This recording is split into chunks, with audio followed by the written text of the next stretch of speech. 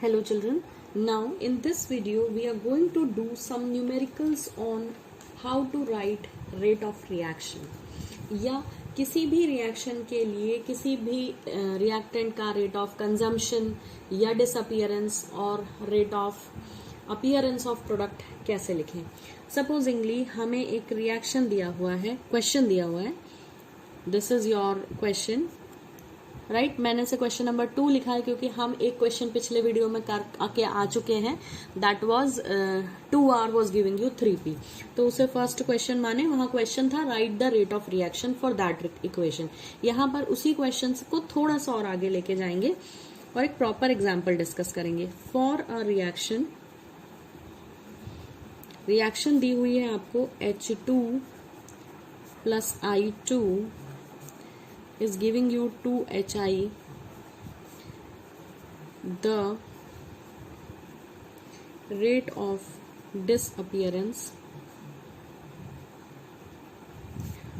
of HI is 1 into 10 to the power minus 4 mole liter inverse second inverse. Find the rate of appearance of HI। So first of all आप ये समझें कि reaction क्या दी हुई है। जब हम इसे सॉल्व करना शुरू करेंगे तो हमारी स्टेप्स कुछ फिक्स्ड होंगी। सबसे पहले जो रिएक्शन दी हुई है उसे हम लिखेंगे। तो रिएक्शन दी हुई है ये। अब इस रिएक्शन को ध्यान से देखें और समझें। यहाँ पे हो क्या रहा है, दो हाइड्रोजन दो आयोडीन के साथ मिलकर दो हाइड्रोजन आयोडाइड या 2HI बनाते हैं। अब इस क्वेश्चन में वो ये बोल रहे हैं कि यहाँ पर you make a change in this question, this is H2। सो यहाँ पर वो ये बोल रहे हैं कि H2 के डिसअपीयरेंस यानी H2 का डिक्रीज, क्योंकि रिएक्टेंट की क्वांटिटी हमेशा डिक्रीज होती है, ये हम पढ़ के आए। तो वर्ड आपको क्या दिया हो सकता है, डिसअपीयरेंस वर्ड दिया हो सकता है रिएक्टेंट के लिए। देखिए रिएक्टेंट के लिए आपको यूजुअली क्या वर्ड दिए रहते हैं, क्वेश्चन में दिया रहता है या तो डिसअपीयरेंस। डिसअपीयरेंस का मतलब कितना गायब हो रहा है, कितना कंज्यूम हो रहा है भी बोल सकते हैं। रेट ऑफ डिसअपीयरेंस लिखा हो सकता है, ये रेट ऑफ कंजम्पशन लिखा हो सकता है कि इतना H2, कितना H2 कितना डिसअपियर हो रहा है, 1 into 10 to the power minus 4। ठीक है, इतना H2 जो है वो डिक्रीज हो रहा है। तो कितना HI अपीयर होगा माने कितना बनेगा। सो सिंपल सा क्वेश्चन है, वो ये कहना चाहते हैं कि अगर H2 इतना डिक्रीज हो जाए तो इतने H2 के डिक्रीज होने से कितना HI बनेगा, है ना। अब ये बहुत आसान सा क्वेश्चन है, क्यों? क्योंकि हमें पता है कि रिएक्टेंट का डिक्रीज प्रोडक्ट के इंक्रीज के बराबर होता है, ये हमने अभी पढ़ा। तो ये समझाने के लिए कि रिएक्टेंट का डिक्रीज प्रोडक्ट के इंक्रीज के बराबर होता है, आपको पहले क्या लिखना पड़ेगा, इनके इस रिएक्शन के लिए रेट ऑफ रिएक्शन लिखना पड़ेगा।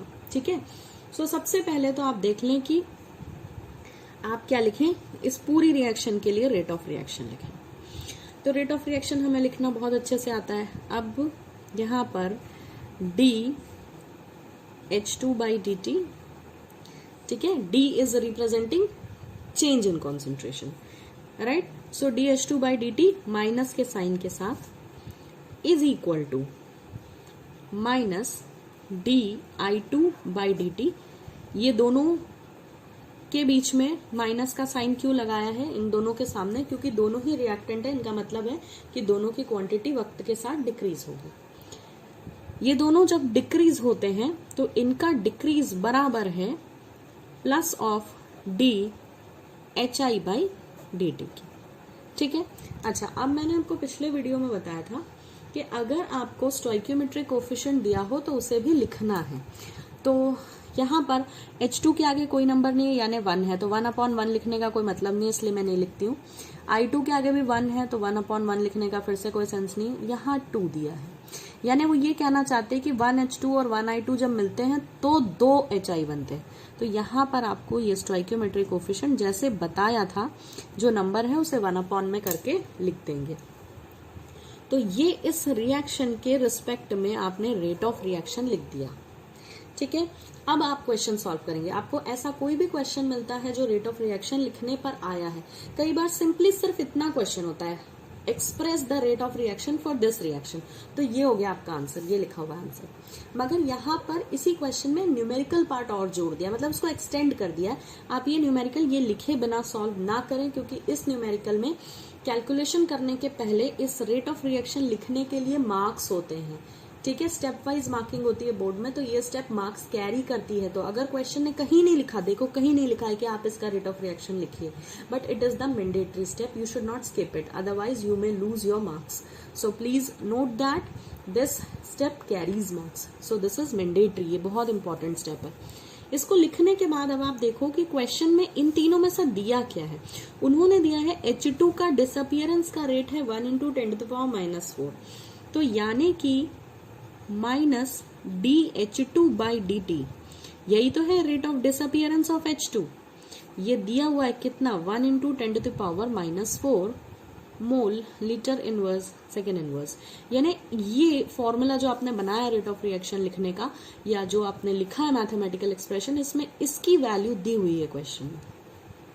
ठीक है, और आपसे ये गिवन है और वो पूछ क्या रहे हैं, वो पूछ रहे हैं rate of appearance of HI। So how to do that, बहुत इजी है, सिंपल मल्टीप्लाई या डिवाइड करने से क्वेश्चंस हो जाते हैं। So rate of appearance of HI पूछा है, ठीक है। अब आप ध्यान दें कि सिंपली ये इसके बराबर है ना। देखो क्या दिया हुआ है, माइनस dH2/dt, सब कुछ इसी से सॉल्व होगा, इसलिए ये बहुत इंपॉर्टेंट है। ये किसके बराबर है, इसके बराबर है। It is equals two plus half of dHI/dt। आपको क्या सिलेक्ट करना है, जो दिया है और जो निकालना है, उन दोनों को इक्वेट करेंगे तभी आपका आंसर आएगा। ठीक है, तो अब इसमें ये दिया है और ये निकालना है, तो कुछ नहीं करना है, इसकी जगह जो वैल्यू दी है वो रख दे। तो वैल्यू दी है 1 × 10⁻⁴, ठीक, is equals two plus half dHI/dt। आप इसे डायरेक्ट ना करें, हर स्टेप फॉलो करें। तो ये हो गया वैल्यू सब्स्टिट्यूशन स्टेप। अब आप इस 2 को इधर शिफ्ट करेंगे तो ये यहाँ मल्टीप्लाई हो जाएगा। ठीक है, यहाँ डिवाइड में है तो यहाँ मल्टीप्लाई हो जाएगा इज इक्वल्स टू के इधर आकर। तो ये क्या हो जाएगा, 1 × 10⁻⁴ × 2। ये 2 कहाँ से आए, ये 2 इधर मल्टीप्लाई हो गया, क्रॉस मल्टीप्लाई हो गया। ठीक है, इट इज इक्वल टू क्या बचा, dHI/dt। अब ये dHI/dt क्या है, rate of appearance of HI ही तो है। तो ये क्या आ गया, 2 × 10⁻⁴, यूनिट लिखना ना भूलें, mole litre inverse second inverse is equals to dHI/dt। So you may write in words the rate of appearance of HI is equals to 2 × 10⁻⁴ mole litre inverse second inverse. तो ऐसे ही बहुत सारे क्वेश्चंस इस पर आते हैं और आप इनको बहुत आसानी से सॉल्व कर सकते हैं। Now note down one more numerical of this type and try it doing, and you can comment the answers in the comment box. So question number 2 is the rate of formation of NO in a reaction। NO के rate of formation किस reaction में, the reaction is given as 2NOBr in the gaseous state, giving you 2NO in the gaseous state plus Br2 in the gaseous state। ये reaction है। So the rate of formation of NO in a reaction is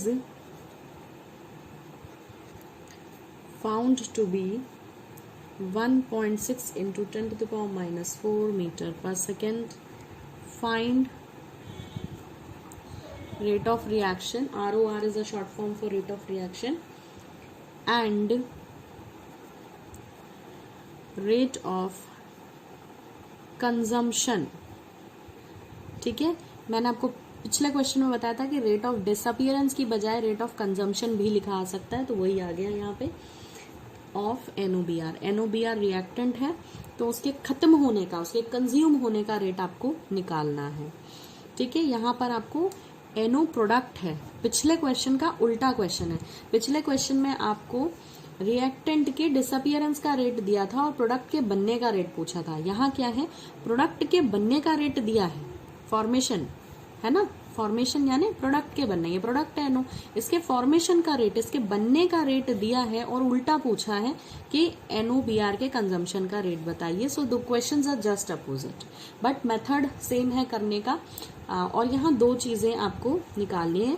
पहले तो आपको rate of reaction लिखना है, जो कि पिछले क्वेश्चन में नहीं पूछा था, फिर भी मैंने बताया कैसे लिखते हैं, ठीक है, कैसे लिखते हैं। और फिर रेट ऑफ रिएक्शन निकालना यहाँ पर बोला हुआ है। सो आई होप आप निकाल पाएंगे। सिंपल है, रेट ऑफ रिएक्शन क्या होता है, आप किसी भी रिएक्टेंट या प्रोडक्ट के रिस्पेक्ट में रेट ऑफ रिएक्शन कैलकुलेट कर सकते हैं। मैं आपको थोड़ा सा हेल्प कर देती हूँ क्योंकि हमने पिछले क्वेश्चन में रेट ऑफ रिएक्शन कैलकुलेट नहीं किया था। तो इस क्वेश्चन में आप देखें, कंजम्पशन ऑफ NOBR आप खुद निकालें, मगर आपको मैं रेट ऑफ रिएक्शन कैलकुलेट करना बता देती हूँ। तो रेट ऑफ रिएक्शन निकालने के लिए बहुत इजी है। रेट ऑफ रिएक्शन निकालने के लिए पहले आपको सबसे पहले क्या स्टेप करना है, ये वाला स्टेप करना है। कोई भी न्यूमेरिकल आए, आप सबसे पहले ये स्टेप फॉलो करें, ये लिख लें, ठीक है। अब मेरे पास यहाँ ज्यादा स्पेस नहीं है इसलिए मैं वो नहीं लिखूंगी, आप लिख लें। मैं आपको बताती हूँ रेट ऑफ रिएक्शन कैसे कैलकुलेट होगा।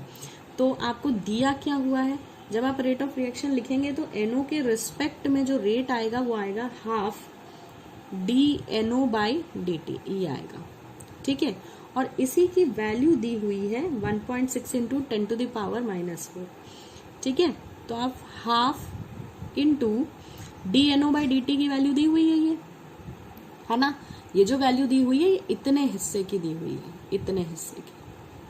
तो आप इसका इस पूरी रिएक्शन के लिए जो रेट लिखेंगे वो रेट के हिसाब से NO के रिस्पेक्ट में रेट आएगा इतना प्लस हाफ DNO/dt। अब इसमें DNO/dt की वैल्यू कितनी दी हुई है, 1.6 इंटू 10⁻⁻⁴, और ये हाफ अलग से है, ठीक है। कोफिशिएंट जो है वो बाद में आता है। जब आप इसे सॉल्व करोगे तो आपको रेट मिल जाएगा, दैट इज 0.8 इंटू 10⁻⁻⁴ मीटर पर सेकेंड। सो रेट हमने नहीं निकाला था अभी तक क्वेश्चन में, इसलिए मैंने निकाल दिया है रेट। और डिसअपियरेंस का रेट आप बिल्कुल वैसे ही निकालेंगे, सॉरी कंजम्पशन का, हाँ मतलब NOBR के डिसअपियरेंस भी बोल सकते हैं हम, पर कंजम्पशन वर्ड यूज करें क्योंकि क्वेश्चन में कंजम्पशन दिया है। तो अब इसे ऐसे सॉल्व करें, पिछले क्वेश्चन से आप हेल्प ले सकते हैं। आई होप आप कर पाएंगे। रेट मैंने कैलकुलेट कर दिया है, कंजम्पशन ऑफ NOBR आप कैलकुलेट करके मुझे कमेंट बॉक्स में कमेंट कर सकते हैं। So thank you for watching, I hope this was clear.